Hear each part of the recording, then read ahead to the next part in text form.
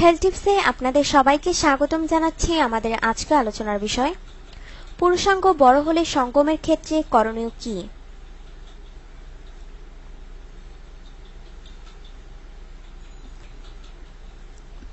প্রশ্ন: আমার 9 দিন আগে বিয়ে হয়েছে, বাট আমার স্বামীর পেনিস অনেক বড় আকৃতির। আমার মনে হয় 7 থেকে 8 ইঞ্চি হবে। এত বড় পেনিস আমি নিতে পারছি না। তা সত্ত্বেও আমার স্বামী জোরাজুরি করে মিলন করেছে। মিলনের সময় আমার কোনো হুঁশ ছিল না, আর এটা কাউকে বলতেও পারছি না। এখন আমি কি করতে পারি?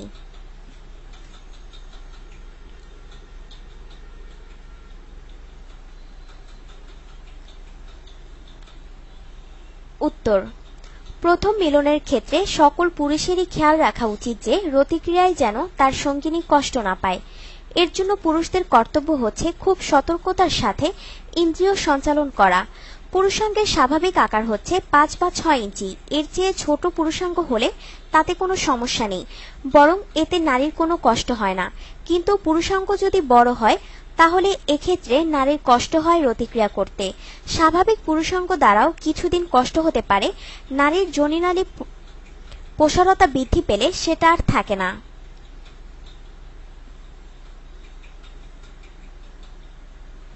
কিন্তু পুরুষাঙ্গ যদি বড় হয় সেক্ষেত্রে রতিক্রিয়া করার সময় স্বামীকে অবশ্যই স্ত্রীর প্রতি খেয়াল রাখতে হবে। এক্ষেত্রে স্বামীর করণীয় হচ্ছে তার স্ত্রীকে ভালো করে উত্তেজিত করে নেওয়া। স্ত্রী যখন যথেষ্ট উত্তেজিত হবে তখন তার যোনিপথে এক ধরনের পিচ্ছিল পানি বের হবে, যাকে যৌনরস বলে। এই যৌনরস বের হয়ে স্ত্রীর যোনিকে পিচ্ছিল করে দেয়, যার কারণে লিঙ্গ অনায়াসে যোনিপথে আসা যাওয়া করতে পারে। সেক্ষেত্রে নারীর কষ্ট হয় না।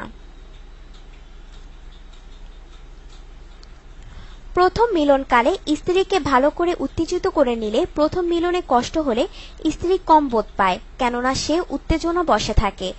যোনিতে পুরুষাঙ্গ প্রবেশের পূর্বে লিঙ্গের অগ্রভাগে হালকা জেল লাগালে পিচ্ছিলতা আসবে। এই জেল বাজারে কসমেটিক দোকানে পাওয়া যায়। যাদের পুরুষাঙ্গ বড় সেসব স্বামীদের করণীয় হচ্ছে মিলনের পূর্বে স্ত্রীকে তো ভালোভাবে উত্তেজিত করবেই, এবং তার সাথে স্ত্রীর যোনিতে লিঙ্গ আস্তে ধীরে প্রবেশ করাবে, যাতে সে কম ব্যথা অনুভব করে।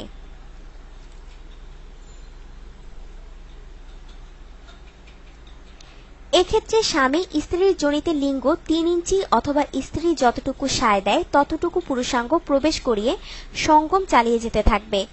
এক্ষেত্রে কিছু আসন গ্রহণ করা যেতে পারে, যেমন স্ত্রী চিত হয়ে শুয়ে থাকবে আর স্বামী হাঁটু গেড়ে বসে যোনিতে লিঙ্গ প্রবেশ করিয়ে সঙ্গম চালিয়ে যেতে থাকবে, অথবা স্ত্রী পাছা উপরের দিকে দিয়ে খাটে শুয়ে থাকবে এবং স্বামী হাঁটু গেড়ে বসে যোনিতে পুরুষাঙ্গ প্রবেশ করিয়ে সঙ্গম চালিয়ে যেতে থাকবে।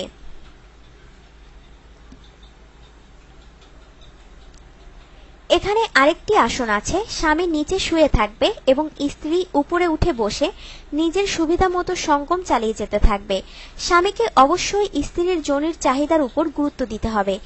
স্ত্রী যাতে তার দ্বারা কোনো কষ্ট না পায় সেটাও স্বামীকে খেয়াল রাখতে হবে।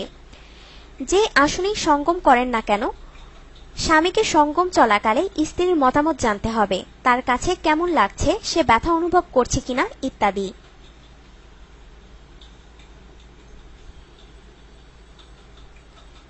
স্বামীর বীর্যপাতের পূর্বে স্ত্রীর কাছে জানতে হবে তার তৃপ্তি হয়েছে কিনা।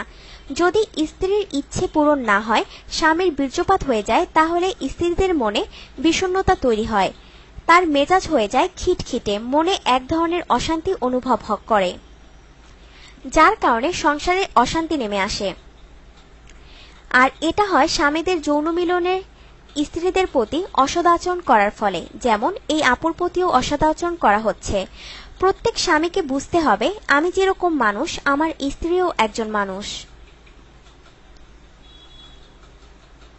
প্রত্যেক স্বামীকে এটা বুঝতে হবে আমি আমার স্ত্রীর সাথে যা করছি, আমি যদি আমার স্ত্রীর জায়গায় হতাম এবং আমার স্ত্রী যদি আমার জায়গায় হতো, তাহলে সে আমার প্রতি এরকম অসদাচরণ করলে আমার কাছে কেমন লাগতো? নিশ্চয়ই খারাপ লাগতো। স্বামী যদি স্ত্রীর প্রতি অসদাচরণ করে তাহলে স্ত্রীর মনে স্বামীর প্রতি ভালোবাসা মায়া মহব্বত বাড়ে না, বরং দিনে দিনে তা কমে যায়।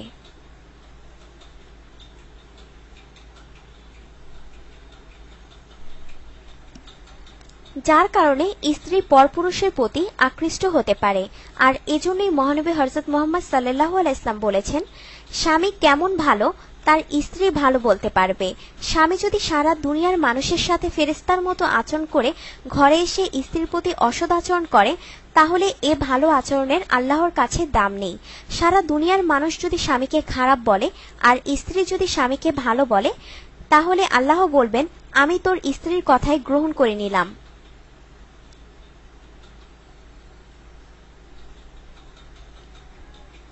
স্ত্রী যদি বলে, আমার স্বামী ভালো ছিল, আল্লাহ বলবেন, যা, আমি তোকে জান্নাত দান করলাম। এবং স্বামী যদি বলে, আমার স্ত্রী ভালো ছিল, তাহলে আল্লাহ বলবেন, যা, আমি তোকে জান্নাত দান করলাম। এজন্য মহানবী সাল্লাল্লাহু আলাইহি ওয়াসাল্লাম বলেছেন, সে ব্যক্তি সর্বোত্তম যার দ্বারা তার পরিবার কষ্ট পায় না। প্রত্যেক পুরুষকেই একজন আদর্শ স্বামী হওয়ার প্রয়োজন এবং প্রত্যেক নারীকেই একজন আদর্শ রমণী হওয়ার প্রয়োজন।